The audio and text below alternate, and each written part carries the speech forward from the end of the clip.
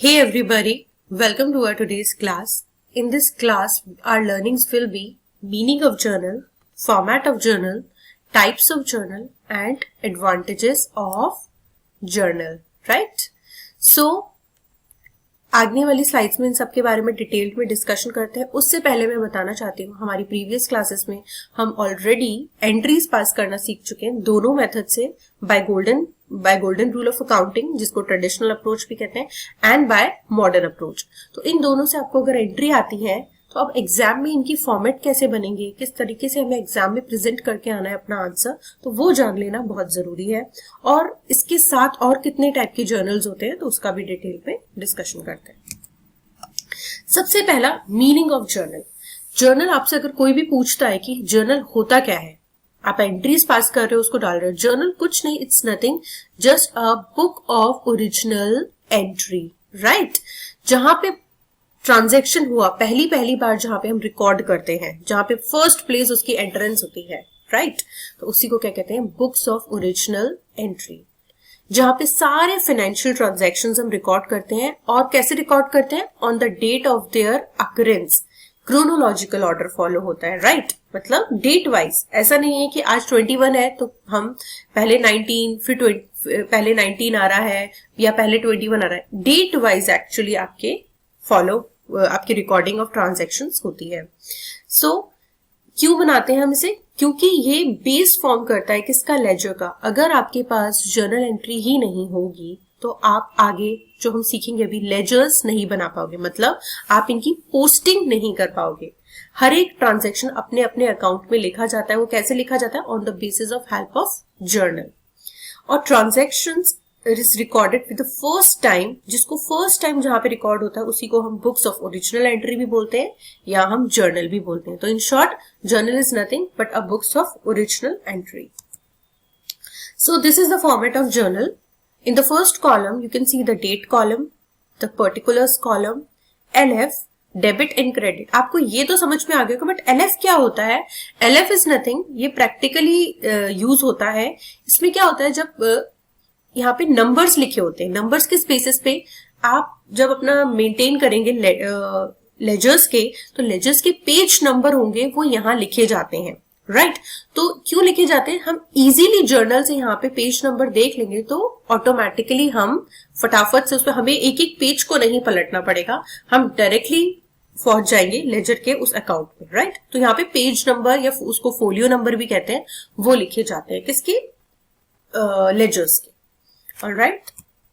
सो date column क्या कहता है, जहां पे डेट लिखी जाती है, date of transaction is recorded in the first column, it should be entered sequentially. Particulars में जहां पे हम एक्चुअल में एंट्री लिखते हैं. नरेशंस क्या होते हैं, पहले ही समझा सकती हूँ, जो शॉर्ट में आपकी एंट्री को डिफाइन करते हैं कि आपका बेसिस क्या है, आप क्यों ये एंट्री बना रहे हो. So narration is provided within the brackets after each journal entry is called is narration. It's narration is nothing but the explanation of the transaction. Ledger folio जो छोटा सा कॉलम है उसका क्या मतलब है, all journal entries are posted later in their respective ledgers accounts. The folio number of the ledger is written in the LF. folio number, page number written होता है कहाँ पे, आपके उस कॉलम में. आगे बढ़ते हैं. डेबिट साइड पे जहां डेबिट का अमाउंट लिखते हैं, क्रेडिट साइड जहां पे क्रेडिट का अमाउंट लिखते हैं. टाइप्स ऑफ जर्नल जिसे हम सब्सिडरी बुक्स भी कहते हैं. तो मैंने जो अभी आपको फॉर्मेट दिखाया है वो जर्नल का था, जनरल जर्नल. उसके अलावा और क्या बुक्स हम बनाते हैं और क्यों बनाते हैं हम वो बुक्स.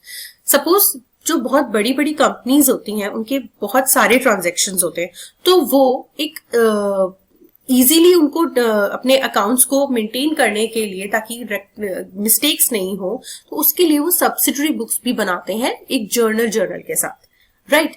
कौन कौन सी सब्सिडरी बुक्स होती है, एक होता है सेल्स बुक जिसे सेल्स जर्नल कहते हैं, purchase book, purchase journal, cash receipt journal and cash disbursement journal. Sales journal में जितनी भी क्रेडिट सेल्स है, I repeat only credit sales आपकी रिकॉर्ड होती हैं.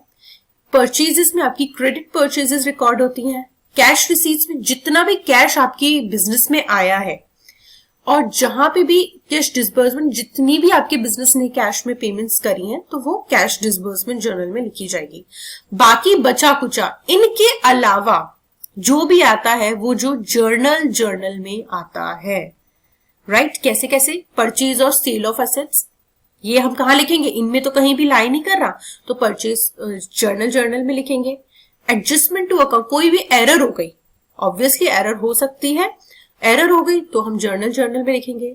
कोई भी आपने ड्राइंग्स करी, विड्रॉल फ्रॉम बिजनेस हुआ है, या आपने एडिशनल कैपिटल इन्वेस्ट करी है, कोई एक्सपेंस पे किया है, और या कोई इनकम अर्न करी, मतलब ये कंपलसरी नहीं है, आप चाहो तो सब्सिडरी बुक बना सकते हो।